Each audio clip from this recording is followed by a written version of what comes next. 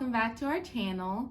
My name's P-Tay. I'm Sam. So today we are going to be doing 7 tips for people in a long distance relationship. We dated long distance for a year and a half. About that, yeah. About a year and a half before we got married. So our whole relationship was long distance. We met and then we started dating and we were in different states. I was in Indiana, Samuel was in Ohio, and we dated like that for our whole entire relationship. So, nice disclaimer that this is not the end all be all. These are just tips and advice of things that Samuel and I did that just really worked for us, and we just wanted to kind of share that wisdom with you guys. So, first tip, invest in your friends, family, and church during this time of long distance. So, if you are starting to date long distance, or you haven't begun, or you've been doing it for a while, you will soon realize that it's not the typical dating situation time-wise.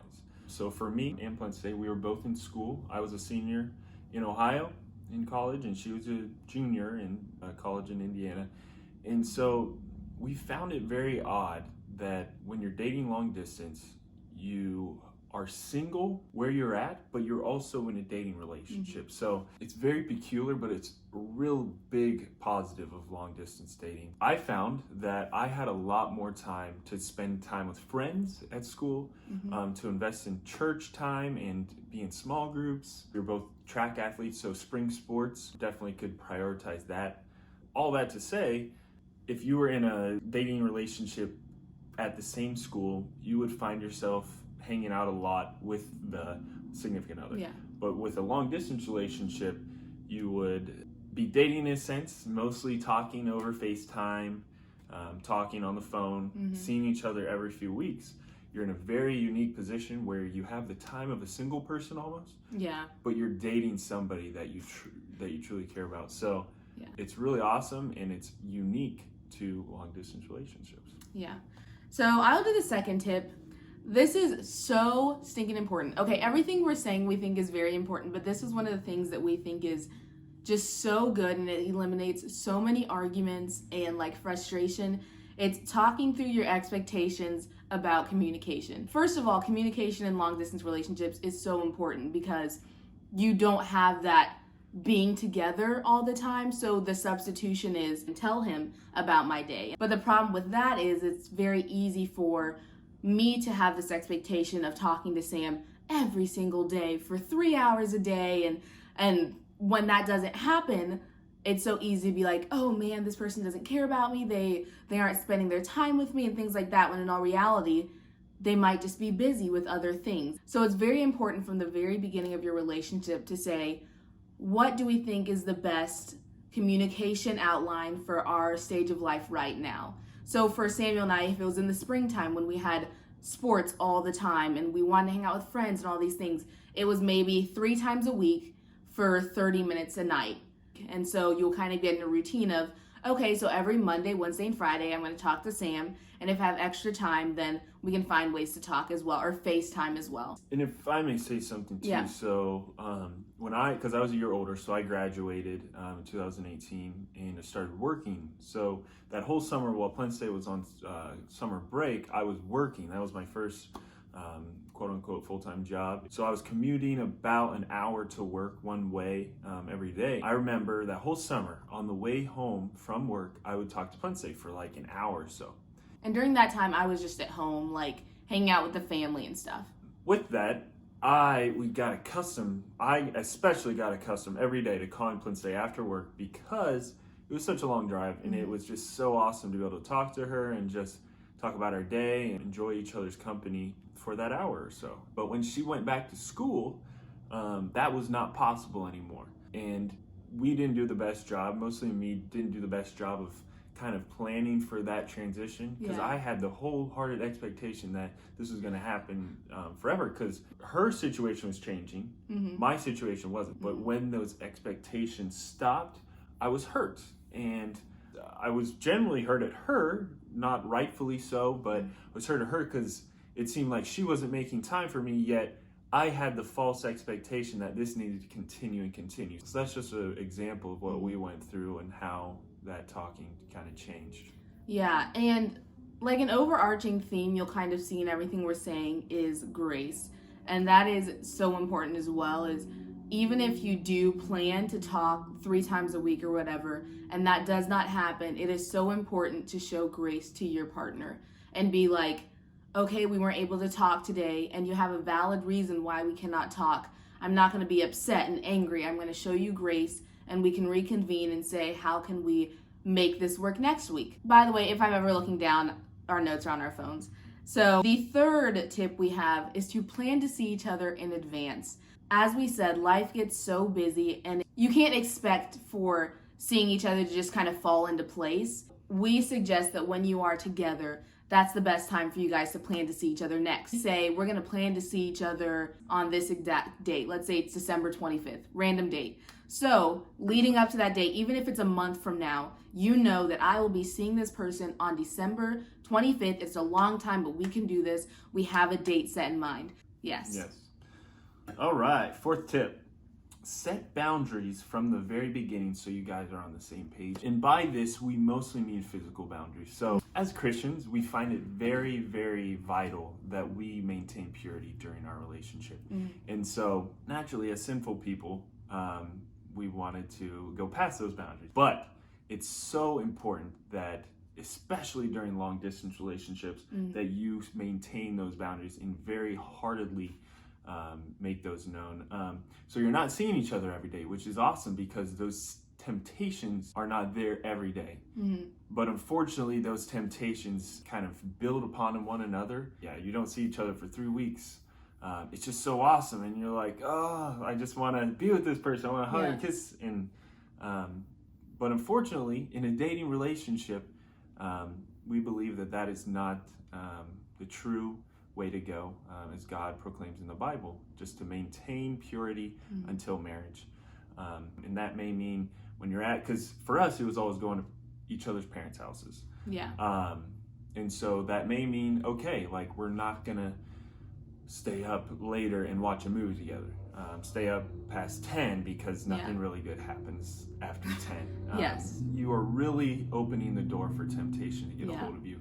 And we hope for you guys that you guys can set those boundaries and make sure stick to them. Stick to them. Have those mentors that you guys can have to talk to about sexual temptation, sexual sin, and make sure that you are talking to them because really, if you're a human being and you're in a relationship, you're going through temptations physically.